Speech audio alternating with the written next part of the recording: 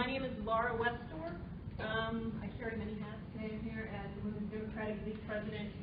We're honored that Patti allowed us to be part of this process and to bring not only awareness of the issue to the differently able, but then also to push it forward in the aspect of we're moving forward as a community, as an organization. The sheriff's race may be not the focal point for this issue at the moment, but it is far from a Frederick County alone issue. Our understanding is that the press release that went out last night has already been picked up in Texas. It's been picked up in California. It was covered in Baltimore today. We've had news coverage this morning on it already. This is a national issue. This is something the nation has picked up on as a concern that we as a people start to move forward in our understanding and our tolerance of everybody, regardless of their ability. And so with great pride and privilege, I want to introduce Patti Saylor.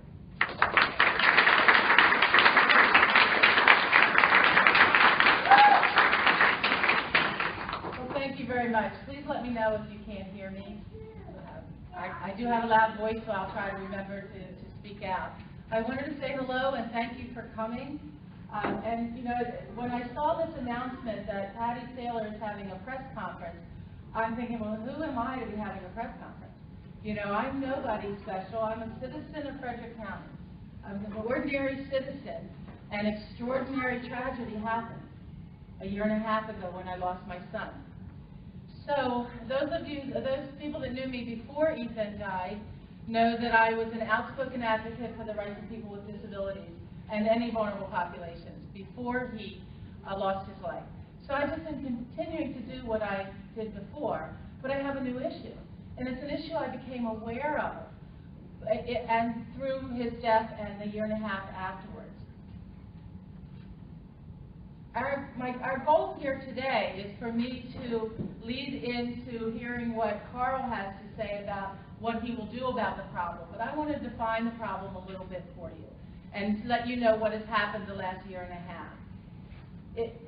Laura's exactly right. It is not a local problem. It's a national problem. So what has occurred is that over this year and a half, I have heard from thousands and thousands and thousands of people, not only in our country, but for all over the globe, that are concerned for their children with disabilities, concerned that the movement within the disability population and ability population is to be living the lives they choose and living in the community doing what everyone does. But maybe not everybody in the community is ready for that. And they're afraid for their children. So that's one thing that has come to my attention over the last year and a half, that there are thousands of families petrified that what happened to Ethan is going to happen to their child. The second thing I've become very aware of is that there is a divide between law enforcement and the disability community and the community of many communities, many different populations of people. And we need to address that divide. Because if we stay with the divide, we continue to go this way. We're blaming and hurting people in the process. So we need to be able to address the divide, which we're going to do. In the year and a half since Ethan died, with the help of all these supporters under the name of Justice for Ethan, we were able to garner over 380,000 signatures on a petition to Governor O'Malley. That happened over a year ago, and the governor responded. While he couldn't give us an independent investigation, he could do something within his power.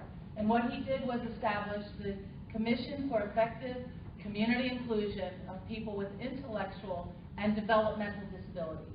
And that's a narrow focus of disability. But he did that on purpose because this was formed because Ethan died. And Ethan had an intellectual and developmental disability. He did not particularly have a mental health disability. So that commission has been working tirelessly. He asked Tim Shriver to head that commission, and Tim accepted only after Ethan's father and I said we wanted him to, and it was okay for us to do that. They expect their work to take several years, and they are not looking for a quick fix. Tim Shriver asked if I wanted something that addressed Ethan's death specifically, or did I want something bigger and broader that would move forward disability civil rights? And I said, that's what I want. Let's move forward all disability and ability civil rights and not simply a response to Ethan's death. Because Ethan's death is just one. there are a tremendous amount of other people affected by this, not just Ethan. So also the commission, it will be debuting tomorrow the well thought out and well planned and well designed curriculum that for law enforcement training that will be mandatory for all law enforcement in the state of Maryland, voluntarily mandated by the police commission. Okay, they are making it mandatory without legislation to do so because they believe that their officers deserve it. The officers need training, deserve training, and our citizens need the training to happen and for everyone's safety. I think when I've interacted with lots of law enforcement over the last year and a half and their families, families want their law enforcement officer to come home safe at night. Well, we do too. We want our children with disabilities, our family, other family members with disabilities to come home safe at night too. It's not us and them. We all want safety for the people we love. So the commission is not only charged with looking at law enforcement, but the governor says, I want all public entities talked about. I'm training and whatever policy recommendations you come out with for Maryland Public Transportation, Maryland Public Schools, the court system in Maryland, being our prosecutors and our defense attorneys, our EMS system. People from every one of those state entities are at the table at this commission talking about how they're going to go back in their domain and change policies, procedures, and implement training so that people are safe when they go into an ER. That people in the court system understand people with disabilities who may not speak. So this is so much bigger than Ethan and bigger than law enforcement. So it's so exciting that these things are happening. You know that the Department of Justice launched an investigation, the civil rights investigation into Ethan's death, into the practices that are going on in Frederick. If things are great, then great. It will be an endorsement for Frederick County. If they find things that need to be improved upon, that will give Karl something to do.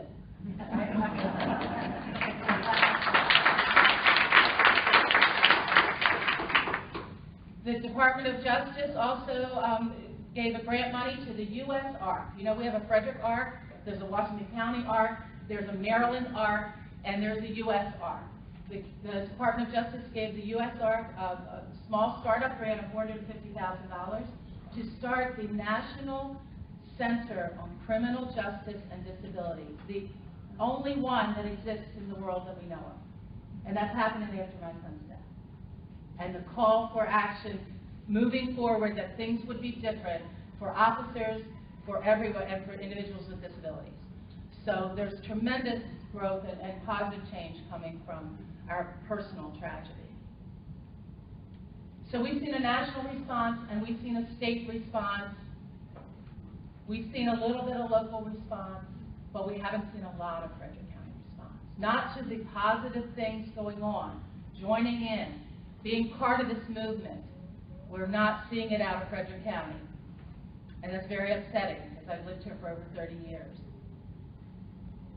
So that brings me to what we're here for today is that being the normal and regular citizen that I am that happens to have a voice on this issue at this time and in 2014, I am endorsing Karl Bickel to be our next sheriff of Frederick County.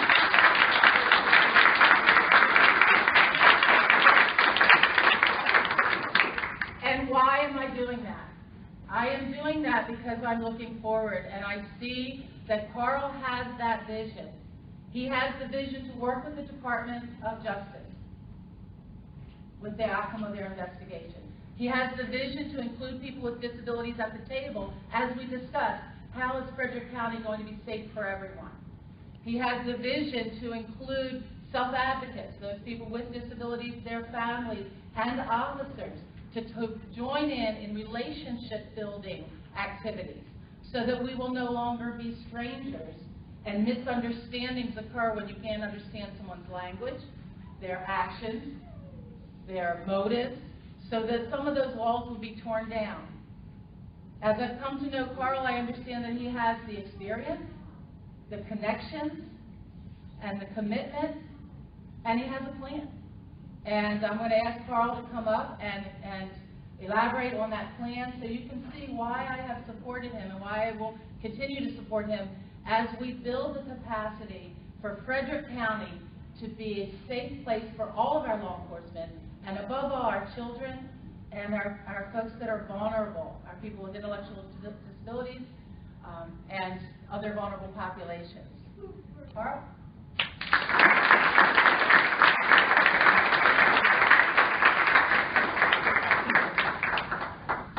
Thank you very much, Patti. Thank you very much. And you can see why Patti's had so much success in moving this issue forward, that she is very much committed to what she is doing here. And I thank all of you very much for coming out this afternoon and sharing your time with us as we lay out our plans for moving Frederick County forward. Over the last year, I've gotten to know Patti Saylor and seen firsthand her devotion to not only our friends, neighbors, and family members with special needs, but the whole community. She's simply an amazing lady. After a tragedy that most of us would bring bitterness toward the police community, Patti has instead become a staunch supporter of police officers and worked tirelessly to improve their training, particularly where it concerns serving people with special needs. Clearly, Patti is a supporter of law enforcement officers and a very strong advocate for good policing, for quality policing. I have to believe that Ethan himself, being a police buff who loves sheriff's deputies, would be very proud of his mom.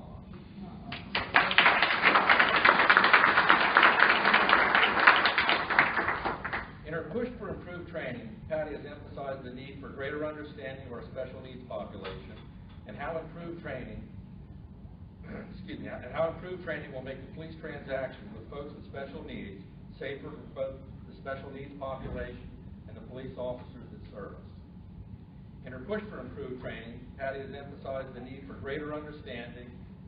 Her success is evidenced by the fact that police officials from around the country have embraced Patti's effort to bring improved training to police personnel in the field. Here in Maryland, her efforts were instrumental in the creation of the Governor's Commission that she just spoke of, a commission that has received tremendous support statewide, particularly from the policing community.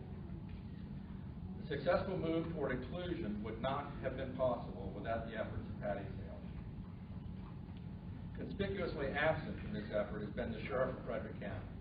In fact, our Sheriff, known for cutting training in an effort to save money, has displayed a deliberate indifference in his resistance to providing the needed training for our Sheriff's Office personnel. As a result, our community has seen a plethora of civil litigation, loss of jail accreditation, and a current and ongoing investigation by the Department of Justice. And this is unacceptable.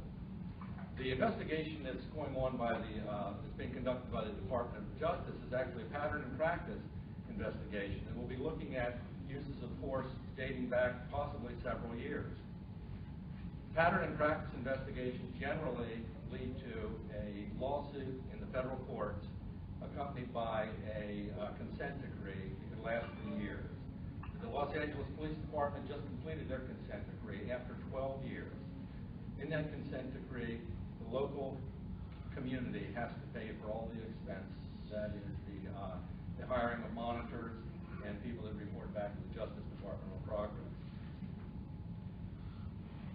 Frederick County is a community going through rapid and significant change. We need new leadership with experience to navigate this transition and preserve the quality of life we want for ourselves and for our children.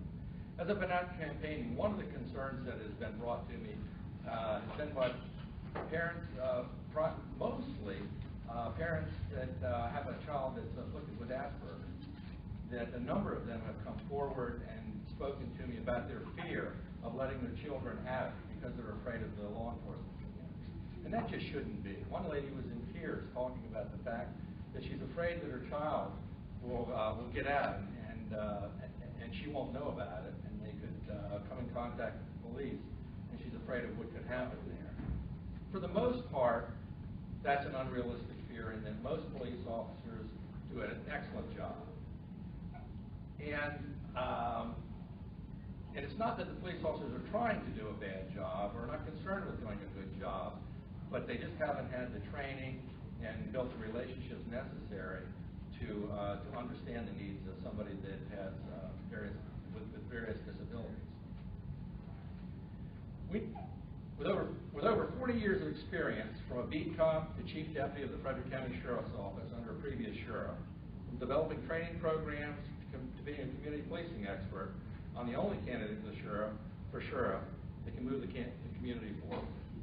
Our community is at a tipping point. We can choose our current course, or together we can and must move forward successfully. My plan to move Frederick County forward starts with a 90-day plan for the first 90 days in office by addressing with concrete steps 9 major areas of concern. The first concern is the heroin epidemic. We are in the midst of an epidemic that brought about a 100% increase in overdose deaths in our community in the year 2013. A 300% increase to date, according to the county's mental health task force. I will lead a prevention-focused effort with goals of reducing deaths and crimes associated with heroin abuse. The increase in serious crime. Frederick County residents have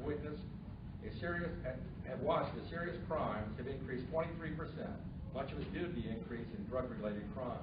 We need to deal with the heroin issue and the rising crime issue together. There's a lot of overlap there, and we have the resources within our community to address both of those problems at the same time, and that's the way it needs to be done. We don't need to have organizations within the community working in silos, going in different directions, and working hard, but not necessarily working together. Another area is community policing. Returning trust to the process and giving our dedicated personnel the support they need to interact effectively with the community will be a priority as sheriff. I spent the last 17 years with the Department of Justice in their Office of Community-Oriented Policing Services and worked with law enforcement agencies, state, local, tribal law enforcement agencies, from Alaska to southern Florida, to southern California to New England on community policing issues. So I think I'm uniquely positioned to be able to help out in that area.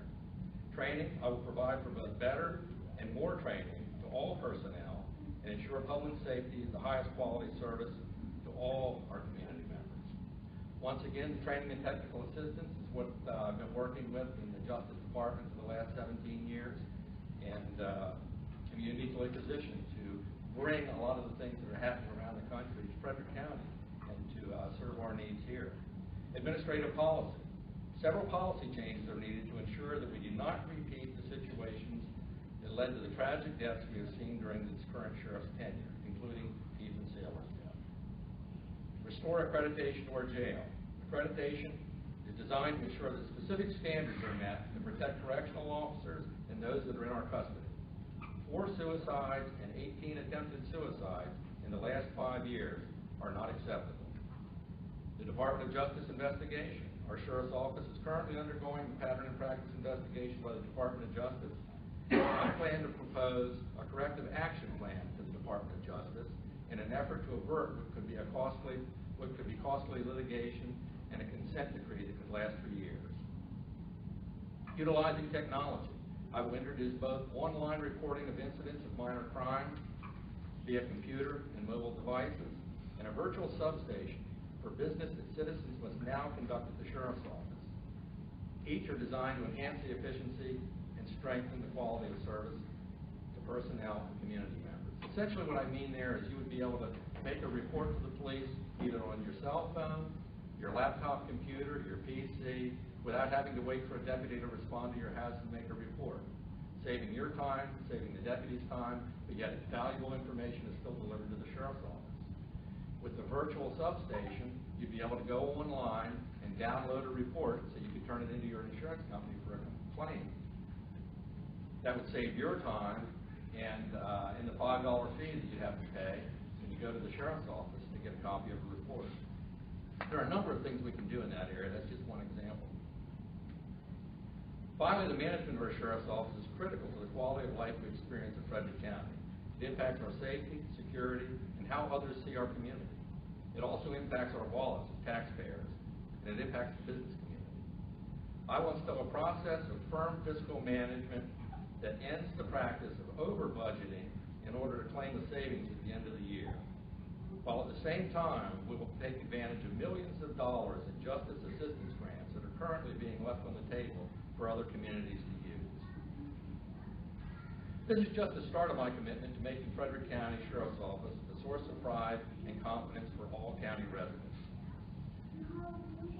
Few callings are more important or more serious than working in professional law enforcement. Every man and woman that puts on the uniform deserves our total commitment, and they in turn are committed to providing the best service possible. I am focused on giving them the tools they need to do the job to the best of their ability. Thank you very much, Patti, for your endorsement and your vote of confidence. I appreciate that very much. Working together as a community, putting the community into community policing, we can all make a difference.